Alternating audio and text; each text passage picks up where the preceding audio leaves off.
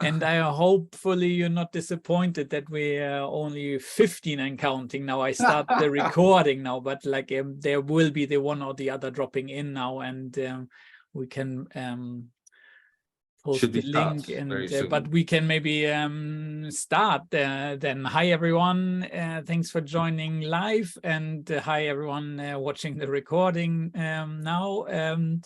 So it's my great pleasure and one of the biggest challenges for today, I think, to introduce and get pronounce your name right, Hróbjartur Arnarsson. That's right. Yeah, thank you. You're too kind. First time, if I remember correctly and looked up my fact sheets, that you are with us, Hróbjartur, and it's a great pleasure. You're joining us from Iceland. And so nice to have you with us, and thank you for your input already, and I'll hand over the floor to you. Okay, thank you very much. Hi, everybody, and so nice to be with you. It's an honor to be asked to participate in this course. My plan is to have this rather interactive. So, Jörg, can you post the mind map I sent to you in the chat too? Definitely. If they want to access it, and yeah. Just give me 1 second. I'll put it in the chat. Yeah, I'll put once again we've been posting in the chat a link to this map you can see. So if you would be so kind as to open up the map and get a pin, drag it to a place on the world map where you are. It seems everybody's in Sweden and one in South Africa. That's our friend Grison. Are you in is it South Africa or is it neighboring? Yeah, okay, lovely. But I had been noticed, here we have somebody down there, Indonesia probably, yeah? Would you like to reveal yourself? Sure. Sorry, hello? Hi, I'm from Singapore. You're from Singapore, wonderful, thank you. And, okay, so we can see there's a big group of people around Scandinavia, Sweden and Finland, and some other places. Australia, wonderful.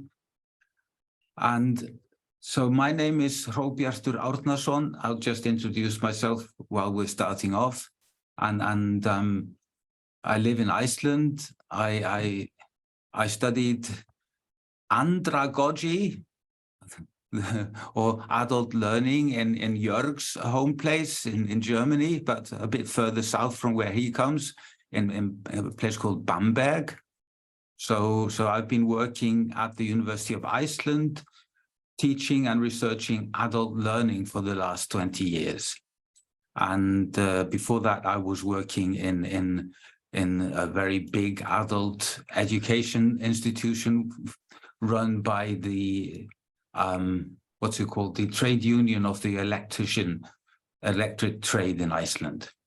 So, and all this time, one of my biggest interests has been how to support group or collaborative learning and online. I've been teaching online since I started here. And we've been doing all sorts of experiments with getting people to work together online. And this is what we're going to be talking about today. And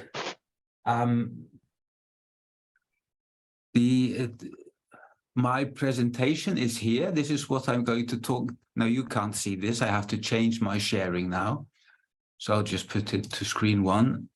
Okay, so now you should see my screen, and this is what we're going to talk about. So we've seen a bit where you are, and before I start, well, I'll just tell you what I'm going to do for this hour we have together, or 55 minutes. On the right-hand side of my mind map, you can see an introduction, a breakout, learning is social, COP stands for communities of practice, another breakout room, and then basic ideas to foster collaborative learning, and another breakout room. And then we'll finish up and maybe just mention a few tools. These tools here are kind of self-explanatory, and there are links to some to here. For example, there's a link to an article which actually discusses a lot of these things with explanation about the tools. So I'm not going to go very much into the practical side, more the theoretical side and its meaning for teaching today. So before we start, I'd like to put you all in a group and ask you this question: what do you find interesting about the idea of collaborative learning? And I'll be sending you to where is it? Another room. I thought I had prepared it. I'll be sending you to this room, and here's the link. I'll be sending you in a few seconds. So this is Mural. I see some of you have been using more Mural for your project work. So some of you know how to use it. You can zoom in and out either by using the wheel on your mouse, or if you're using a trackpad, then the best thing is to go to the right-hand corner of this and tell the system that you're using a trackpad. And then you can just use your fingers to zoom in and out. And you double-click to create a sticky note, and you can just start writing on that sticky note, and you can click on it again and delete it. So I'll be sending you here, and you have on the right-hand side an outline, your ideas, COPs, so we will be working on this all the time. And the link to this place is here. So I in the chat now. And what I'd like you to discuss is this, what do you find interesting about the idea of collaborative learning? And okay, each group, I'd like to ask you to write on 3 sticky notes. There was a question or comment? No? No, I think there was just someone forgot to unmute the microphone and background noise. Do you want me to create breakout rooms? Yes, please. Just put them randomly, and we have 17 people here with us. So 15. Let's put them in 5 groups. 3.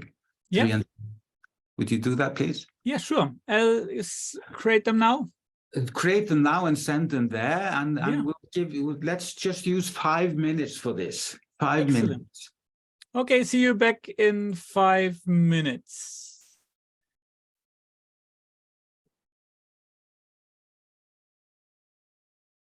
Jörg, I think you should put Maria and Sarnok in another group, so there's 3. No, sorry, no, sorry, these are. Yeah, they. I didn't see quite. No problem. I think. Yeah, lovely. So there are 2 or 3 at least in each room. Yeah, no, they are. I'll just. Yeah. I don't understand much about SharePoint. I need to. There's the first group. Room 3 is coming back already. Yeah. Everyone.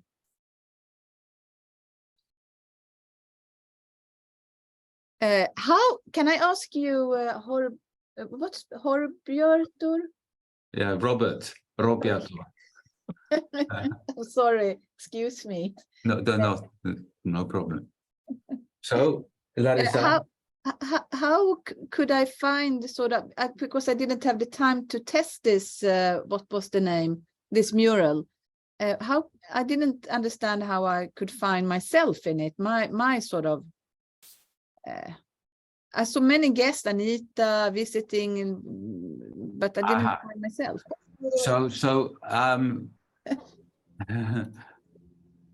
It's you can't see your cursor moving about. You can only see the others.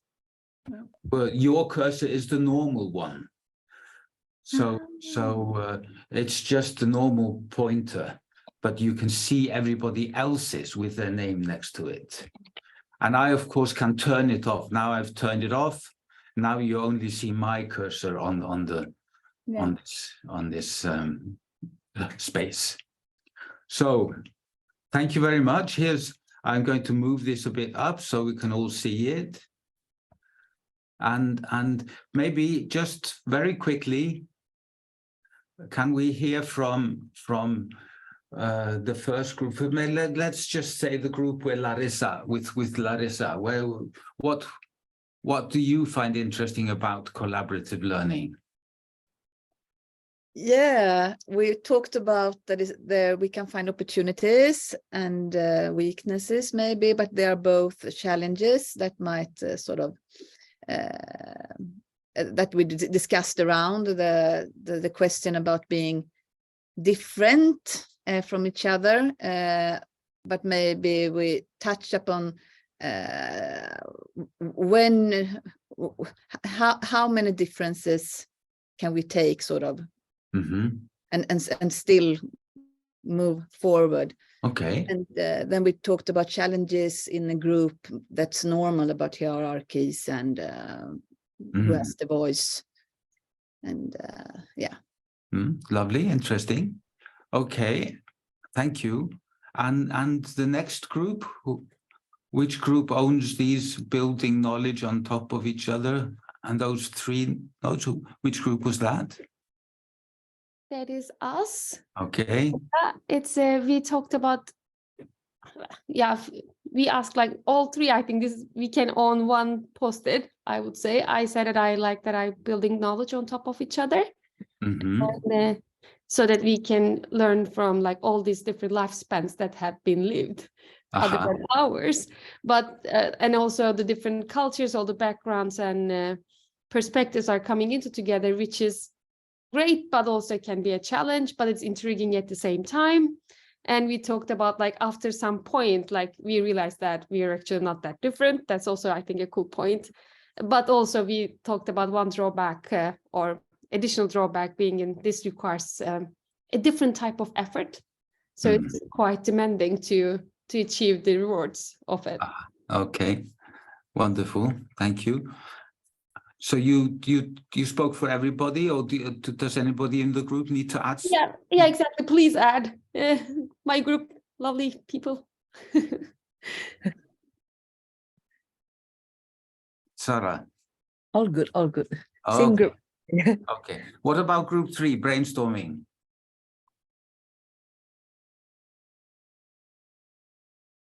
Who was in this purple group here?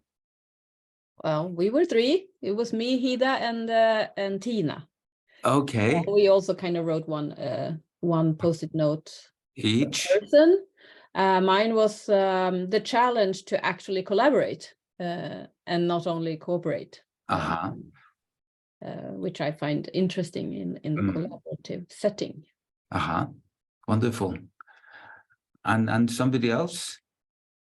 Yeah, I said that seeing and understanding things from other perspectives was my point. Yeah. And mine was brainstorming. I think it's interesting how different people from different backgrounds come together and brainstorm on one particular question from their perspectives. Yeah, that's good. Yeah. Okay, thank you very much. We have this one, new tools. Which group was that?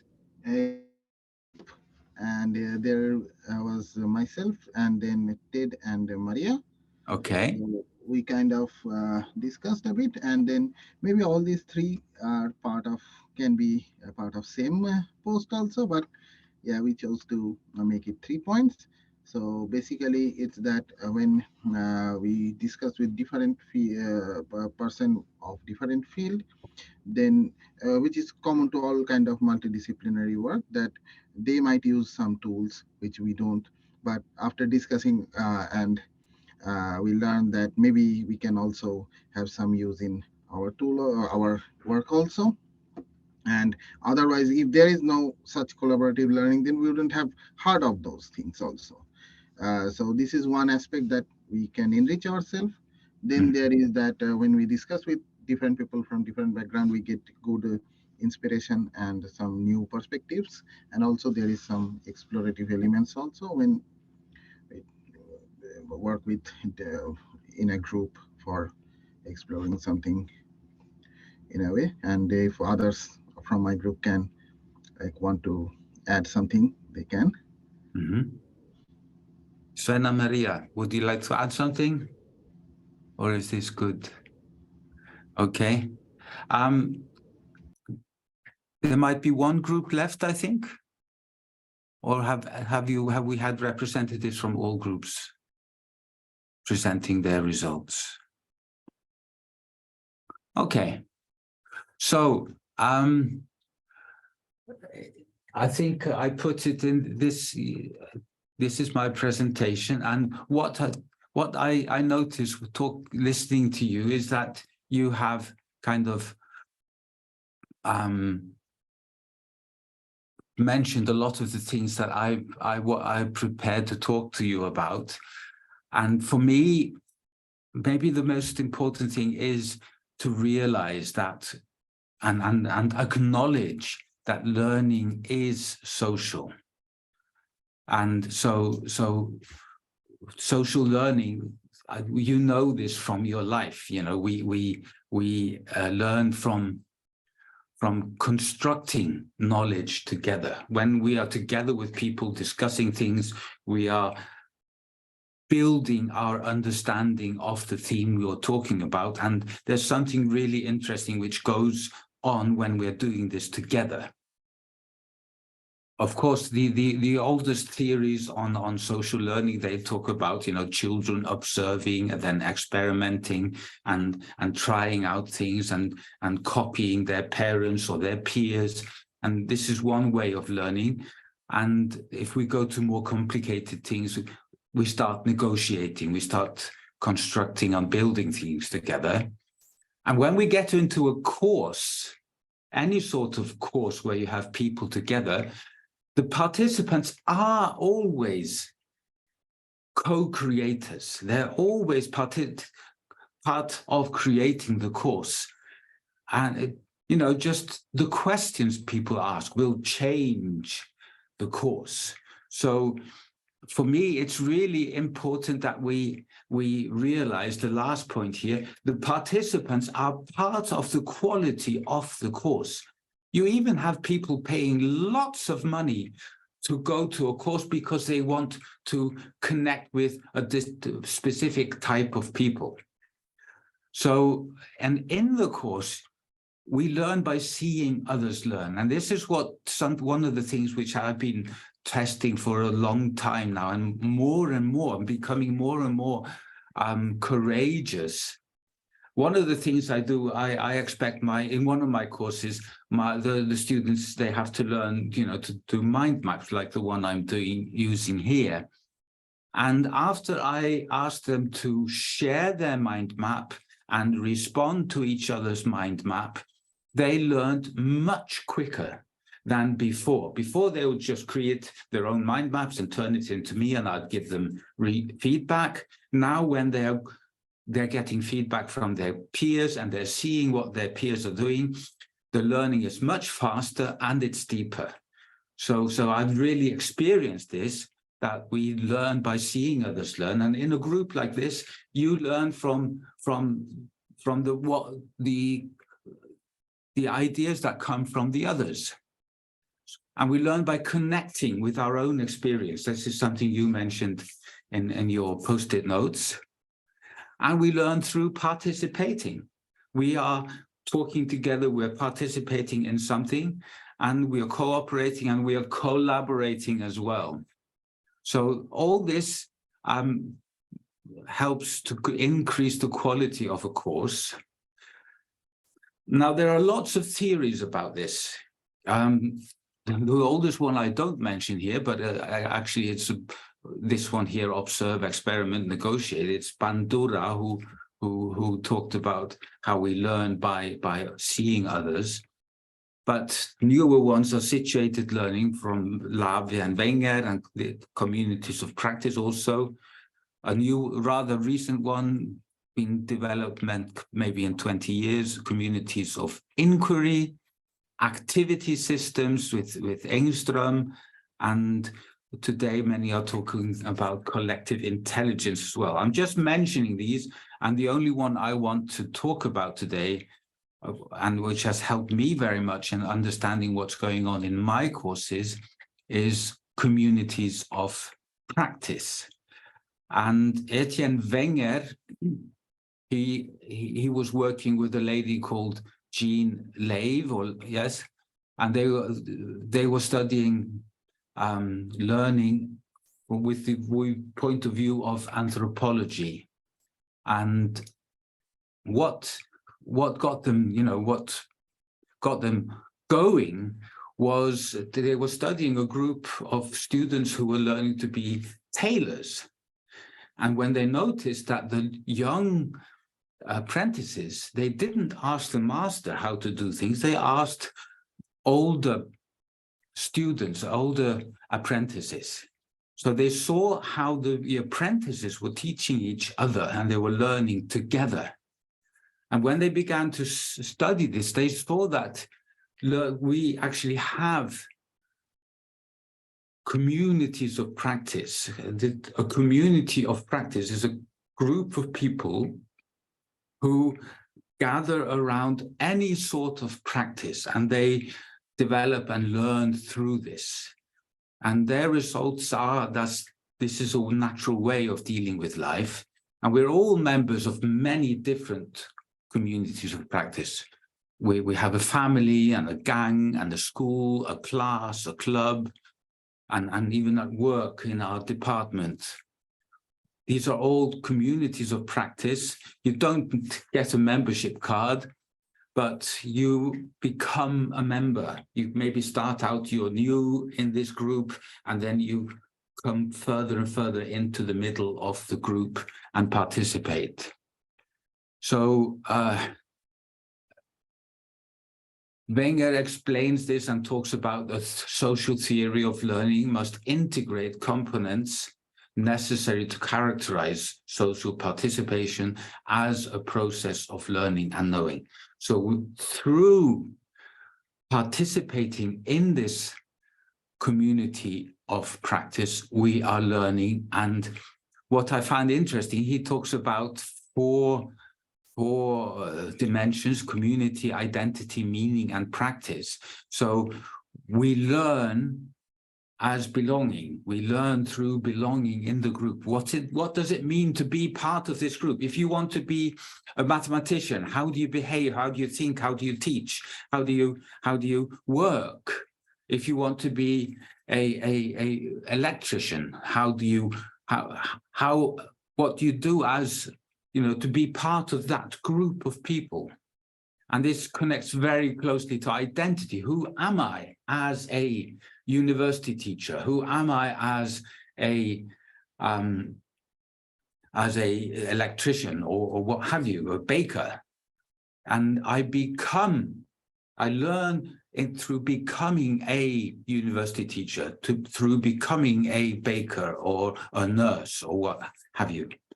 So, and then the meaning part is all learning, and this you'll see in all the theories of learning actually.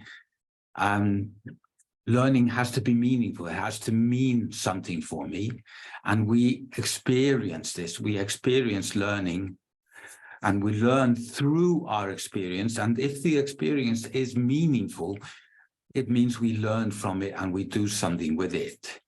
And then through the practice of being a nurse, the practice of being a baker, of being a student in this course, how do I participate in this course? How do I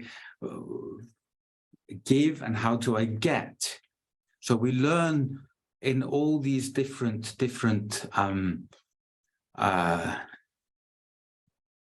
communities of practice where we are. We learn through these different ways. And there are some more interesting, what's it called? Come on, words. My English is frozen right now. Concepts. So, for example, about participation, Wenger talks about legitimate peripheral participation. What is that? You know, a strange word. But when you enter into a group with an existing community of practice, you're usually on the periphery. You're kind of outside and you're coming inside. You come closer and closer and you learn how to be in that group.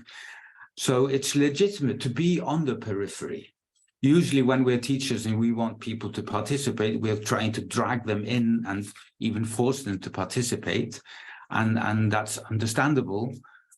In the reading list, I point to a report me and my colleagues wrote once after having studied silent learners, you know, exactly these people who are on the periphery. And so in different kinds of groups, people place themselves in different places. So in a group like this, you'll have people who decide to be on the periphery and others who decide to be in the middle. And maybe the people who are on the periphery in this group, they will be in the middle somewhere else. So people have reasons for participating as they participate. So it's interesting to see to think about where am I, where do I decide to be? And this also helps us as teachers when we're thinking about how do others participate in our course. And the newest part of the theory of communities of practice is he talks about landscapes of learning. And this comes from the fact that we all belong in many different communities of practice. And if you see this as a landscape and you travel through the landscape in your life, you're participant in a family, you're participant in a class in school, you're participant in a club and in a clique and etc. So we are participants in many different communities of practice where we are participating, and we're participating through learning as belonging, learning as becoming, learning as experience, learning as doing. And these, I hope, can help you to understand what's going on when you have a group of students in a university course, be it online or offline or both, to see how they are learning and how they can learn and what is going on. So from here, instead of discussing right now, I'd like to ask you to go back to the place we were, and we have 2 questions for you, and we'll just put you in 3 other different random groups. And we have the question, have you experienced learning as social in your courses, the ones you teach or the ones you participated in? And how can this idea of communities of practice help you see learning in your courses and explain things you've seen? So if you go back to this place here, you should have, if you just arrived, this should be the link there in the chat. And so, and here we have, I went through the roster last night and saw there were 100 people registered in this course. So I expected to have 100 people here, and we have 17. Don't we? Yeah. So yes. We don't need 15 groups, but the number of the group you're in will be, you'll see it on the top of the screen when Jörg has put you into groups. So I think 3 people in a group is also always very useful. So Jörg, if you put them into 3 people groups. And we shuffle, yeah? Sorry? And we shuffle a little bit? Yes, shuffle them. And it's 36 minutes. So let's say 7 minutes this time. Excellent. I'll open the rooms now. See you in a back. Thank you very much. Thank you. You have the ding dong song. So sorry, there was a back. lame reference to a Eurovision movie. Yeah.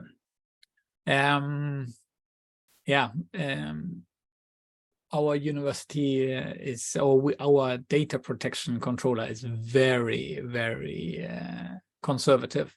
Okay. So, yeah. And what does that mean? It says no to everything. Aha. Yeah. So you're not allowed to use different tools. Invite your students to use a tool where they leave their name somewhere. If we ask, then we get a no. Aha. Okay. More often than not. Yeah, I see. So it's not a risk. Analysis risk. It's risk aversive. Value analysis. Yeah. Anyway. Okay, now we need to share the screen so they can see what's going on. No, not this one. Share the screen. So,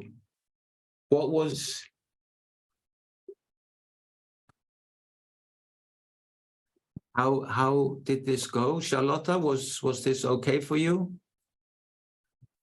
Yes. It was, we were, on a philosophical level, maybe more in our discussions. Yeah, great. To try to understand the questions, we were more, we're group 4 anyway. Okay. Anita, how did it go in your group? Oh, we had a good discussion in group 3. Okay, wonderful. So let's start with group 1. Can you just tell us in a few points what did you discuss and what would you like to tell us about your discussion? Group 1. I guess I can speak for us. So we were discussing a little bit. We had quite similar experiences on this more like classroom context based on really computer lab teaching environments, where we were discussing how students maybe first tend to somehow group with similar people or people they already know. But when they realize that it's actually that socializing and sharing what they found or how they solved some problems or which tools they used, when they start sharing it with others than they at first know, it actually really helps in their learning processes. Okay. Mm-hmm. Maybe Ian and Christian can fill in if I missed something. But this was really interesting. So they start off, in a safe place with people who are like them, but then they start experimenting and see that they can learn from each other and from different people as well. Yeah, I think we all were sharing the same experience, that it might be that in particular these like computer labs where they learn, for example, new tools or analysis methods, then they realize, okay, this person, they've solved the problem this way, and then they start sharing it, and maybe few people come next to this person and look at their screen, and then they discuss. Okay, wonderful. Thank you. And group 2, what did you discuss? Yes. Larissa, Maria, and I spoke. Maybe you want to speak about the first post-it, Larissa or Maria? Okay, we spoke about the importance of being legitimate in legitimate participation in a community. to get a voice and so on.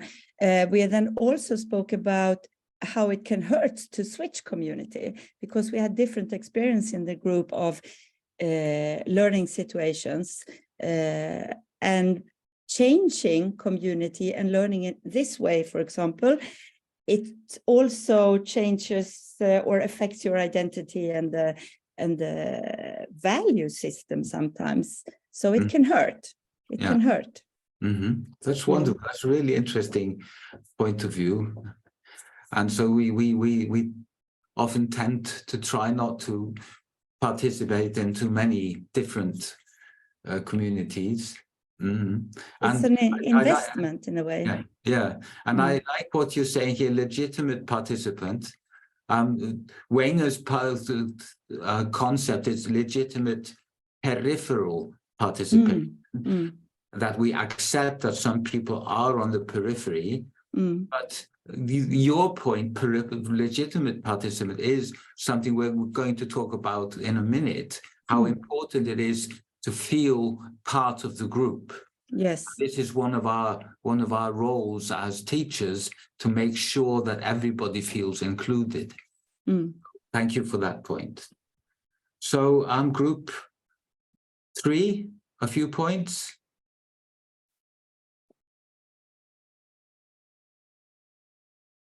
Yeah, that would be us. We generally first talked about what social here means, and then we thought that it's probably how we have experienced it.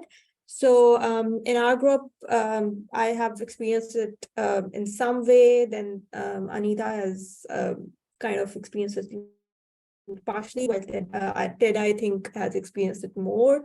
And then we also discussed how this can benefit us. I think there's some trust that needs to be established within a group.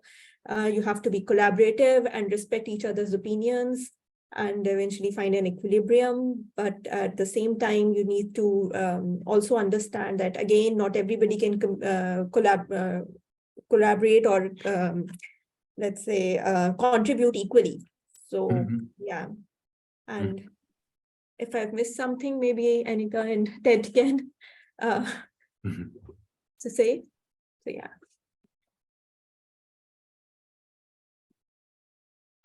Okay, so we also talk about a little bit about the need, perhaps, for some interdependence to strongly encourage collaboration. Otherwise, you could have people just splitting up the work and going about doing their own stuff and then just coming back to put everything together. So that interdependence could be an important factor. Yeah, definitely. And if the goal is to help people learn through their collaboration, through their discussions, through their negotiation of the theme, this is something, Anita, you really need to support and foster. And this, I think this comes through also how we create the projects for our students. And what I see, for example, you're experiencing in this course is that you kind of choose your own project. So that also increases your commitment to the project when you have first decided, how are we going to tackle this theme? And it's been so interesting to see all the different projects you've been doing, using different tools, using different points of view, and to address all the projects for each theme. And I think that's one of the methods to increase what you're talking about, involvement and engagement. What was the word you used again? Commitment, no. Interdependence. Interdependence, yeah. So yeah. So this, thank you very much. That was very useful. Okay, we need to continue. Group 4, what would you like to say about your discussions?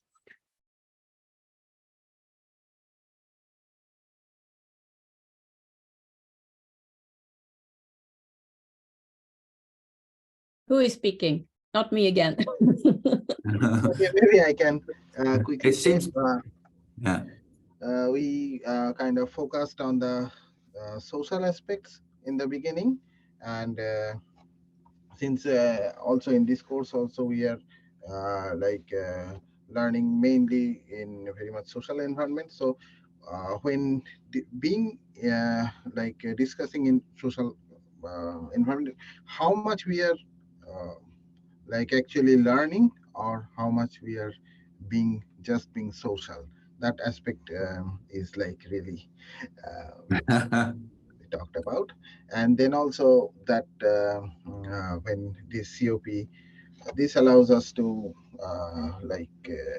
see things differently, like many things which we normally understand, and then we understand that people others are seeing things differently, and then we understand their perspective also, and that helps to build some kind of outcome which is really interesting. Yeah. Just being social, it's also part of the learning process. I think we need to get to know each other and feel each other. So yeah, so I think that's an important part also, but we also want to learn together, so discuss the theme. So thank you very much. And finally, group 5, what would you like to say about your discussions? Maybe we can all say like one short sentence, because I really like that our little group, that we were all from different subjects, and it will bring like all these different experiences. I think super fun. So I'm from economics, and students are usually a bit more preferred that when they're challenged, they have a preference to close up a bit. So, but I enjoyed this session a lot. So thanks for that.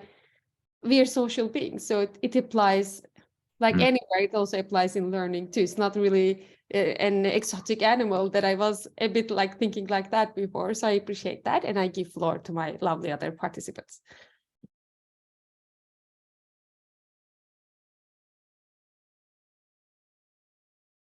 Okay, maybe I'll go next. Yeah, so we also talked about how okay, this thing about feeling safe, because it's very much, I mean, when it comes to learning, it's very much socializing in that sense, and it takes social skills. But even then, there are some who could be adamant about not speaking up or not wanting to connect. Depends very much on the personality or the experiences, or how safe they feel. So we do recognize, for example, there's that need for to help build up their confidence. And I think tying up with what Dandre has said about having that individual space before going social. Yeah. Okay, thanks. Thank you very much. Thank you. So should we say this good? Or thank you for your comments here. And I want to go back to my mind map.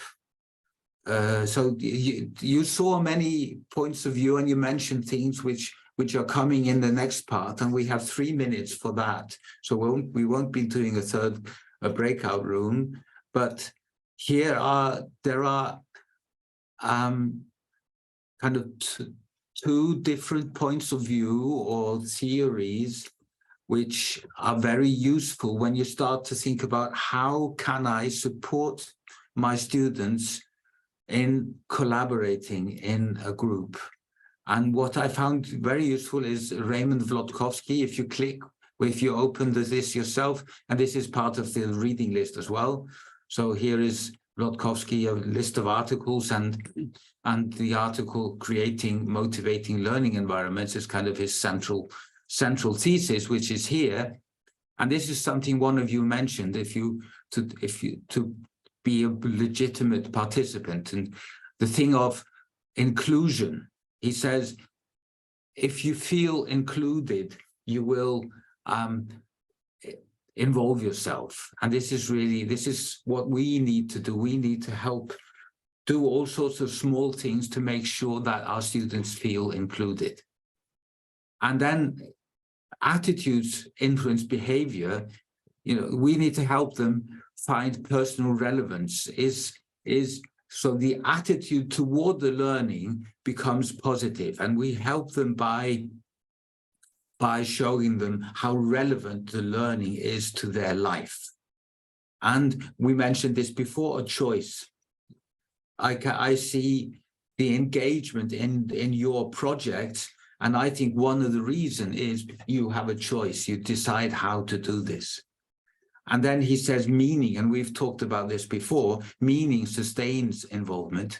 If you feel that what you're learning is meaningful for you, it sustains your involvement. It keeps you involved and helps you be involved. And so it creates engagements. And there you need also to create a challenge. It needs to be challenging enough. And here we can connect to Csikszentmihalyi's theory of flow, if you've heard about that. You might like to check that out, Flow by Csikszentmihalyi. And then how competence builds confidence. So if you're in a course and you get better and better and better at it, then you have a good feeling about the course and you were willing to try. It's always very easy to use babies or children to do this. You've all seen children learning to walk. You know, they fall and then they stand up again, and then they fall and stand up again, and they walk a few steps. We do this in all our environments. We try out and we do a mistake and then we continue. So I think this is the most important part. And you would really benefit from reading this article and his book, which has just about the same title. Half of it is theory and half of it is really practical about motivating students in all sorts of situations, and also when you have a multicultural groups. Now, a lady called Gilly Salmon, she introduced this 5-stage model of bringing people into a course. So if you click on here or in the reading list, there's a very good presentation of that. I won't be doing that any closer here. We don't have time for that. So I'll be ending here. So, but these are really good, useful methods, practical methods to achieve this collaborative learning in a group. And it was never my goal to go through these parts. You can click your way through this, and you will understand what's going on here. Here are a few different tools, and there's a discussion on this here in the toolkit for tools for collaboration. So a good start, creating a positive learning environment, using questions, creating all sorts of collaboration like you've been doing in your groups, and then deciding, are you going to do it online or you know, say in the same time or a different time, synchronous or asynchronous. These are decisions you need to make. But I hope that these 3 ideas, community of practice, Vlodkovsky's ideas about motivation, and the 5-stage model will be really practical for you when you think about how can I make learning for my students more collaborative. So, yeah. So we have to stop now. And I just say thank you for your participation. It was really, really nice to get your reactions, and I think that what you were discussing was really in direct contact with what I was preparing for you, and I hope you enjoy the readings I've pointed towards. And good luck with your project. Thank you, Roberto. And hopefully we continue this discussion and talk on Monday with everyone who is here, and maybe with the one or the other who was not present today, but maybe joins us on Monday. Yeah, on Monday we'll expect a little more questions from you, and somebody's coming to Reykjavik next week.